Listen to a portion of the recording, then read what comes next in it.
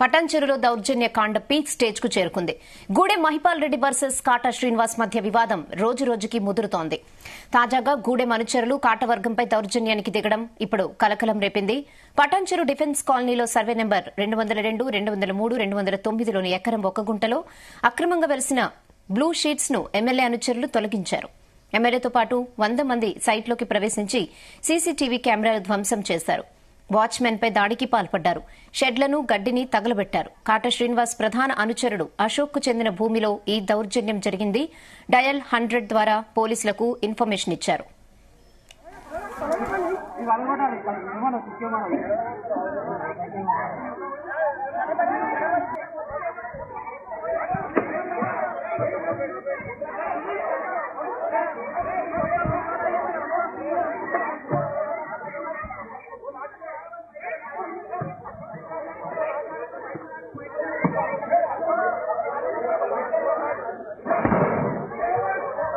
సంవత్సరాల నుంచి కాంగ్రెస్ కార్యకర్త.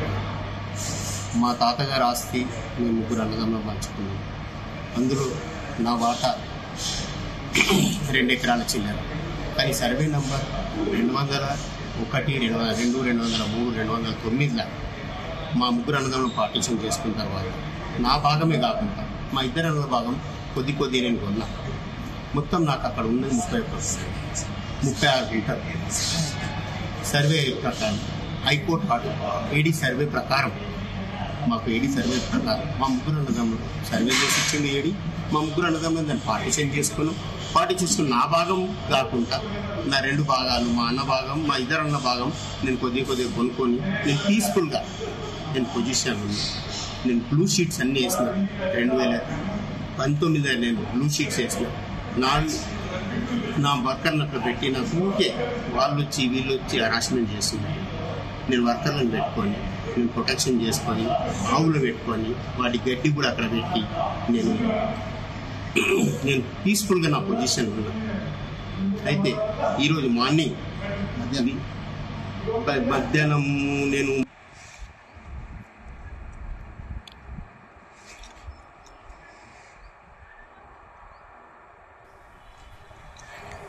ఇదే విషయంపై మరిన్ని updates crime bureau chief Raviteja అందిస్తారు. రవితేజ. సంగారెడ్డి జిల్లా పటాన్చెరువు పోలీస్ స్టేషన్ పరిధిలోని డిఫెన్స్ కాలనీలో సర్వే నెంబర్ 202, 203, 209లో 1 ఎకరా 1 గుంట చెందినటువంటి భూమి పరిసర ప్రాంగణాన్ని మొత్తం కూడా బ్లూ షీట్స్ వేసి 2019 నుంచి అశోక్ అనే కాంగ్రెస్ నాయకుడు అక్కడ కబ్జాలో ఉండి ఆ పొజిషన్ లో ఉంటున్నాడు. ఈ రోజు మధ్యాహ్నం 1:30 ప్రాంతంలో 100 మంది దుండగులు తన సైట్ పైకి అక్రమంగా ప్రవేశించి ఆ మెయిన్ ద్వారం ఏదైతుందో ఆ బ్లూ షీట్స్ అన్నిటిని కూడా తొలగించి లోపలికి ప్రవేశించి 100 మంది మహిళలు, పురుషులు కలిసి తన సైట్ లో ఉన్నటువంటి గడ్డివాముని తగలబెట్టడము, ఆవుల కోసం వేసినటువంటి షెడ్ని విరగొట్టడము, ఆ పక్కనే ఉన్నటువంటి షెడ్లను కన్స్ట్రక్షన్ కోసం ఉపయోగిస్తున్నటువంటి వాటి అన్నిటిని కూడా డ్యామేజ్ చేయడము, సైట్ లో పెట్టినటువంటి సీసీటీవీ కెమెరాలన్నిటిని కూడా తొలగించి పూర్తిగా వాటిని ధ్వంసం చేసి వాచ్మెన్ పై దాడి చేసి ఆ సైట్ లో ఉన్నటువంటి వారిని బెదిరించి సైట్ లో నుంచి వెళ్లిపోవాలంటూ కూడా అక్కడ హంగామా క్రియేట్ చేశారు. అవన్నీ కూడా సీసీటీవీ కెమెరాలో రికార్డ్ అయ్యాయి.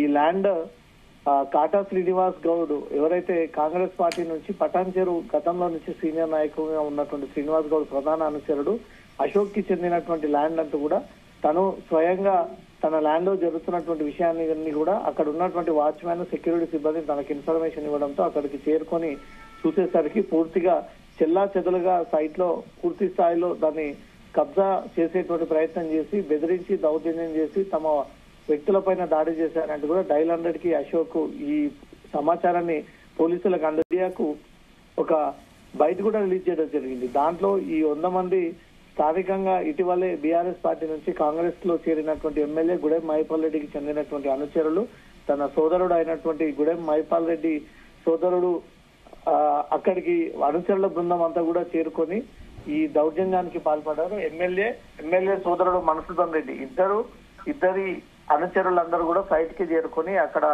గడ్డివాము తగలబెట్టడము, ఆవులకేసినటువంటి షెడ్డును తొలగించడము, చాలా రోజులు ఆ భూమిని కబ్జా చేసేటువంటి ప్రయత్నాలు చేస్తా ఉన్నారు. ఇది తమ వారసత్వంగా అన్నతమ్ములతో కలిసి పార్టీషన్ చేసుకున్నటువంటి భూమి అని, తన సోదరుల దగ్గర కొనుగోలు చేసినటువంటి భూమి మొత్తం 1 ఎకరా ఒక గుంట ఉన్నటువంటి భూమిలో ఈ రోజు దౌర్జన్యం చేసి ఎమ్మెల్యే అనుచరులు దాన్ని లాక్కొని దాని కబ్జాలో నుంచి నన్ను పంపించేటువంటి ప్రయత్నం చేశారు. అతని నుంచి నాకు ప్రాణరక్షణ ఉంది, సైట్ ని ప్రొటెక్ట్ చేసుకుంటూ వస్తా ఉంటే ఈ రోజు దౌర్జన్యం చేసి వారి అనుచరుల బృందం అంతా కూడా పూర్తిగా అక్కడ తగలబెట్టి మంట పెట్టి ఆ సైట్ అంతా కూడా గందరగోళం చేశారు. అతని పైన చట్టరీత్యా చర్యలు తీసుకోవాలంటూ కూడా డయల్ 100 పోలీసులకు ఇన్ఫర్మేషన్ ఇచ్చాడు. మరి కాసేపట్లో అఫీషియల్ గా అశోక్ గుడెం మైపాల్ రెడ్డి అనుచరుల పైన ఎవరైతే సైట్ లోకి ట్రెస్ పాసింగ్ కి పాల్పడి దౌర్జన్యం చేసి వ్యక్తులను బెదిరించి వాచ్మెన్ పైన దాడి చేసి అక్కడ ఉన్నటువంటి మూగ జీవులను సైతం ఇబ్బందికి గురి చేసి వాటిని భయభ్రాంతులకు గురి చేసి షెడ్లన్నీ కూడా తొలగించి బ్లూ షీట్స్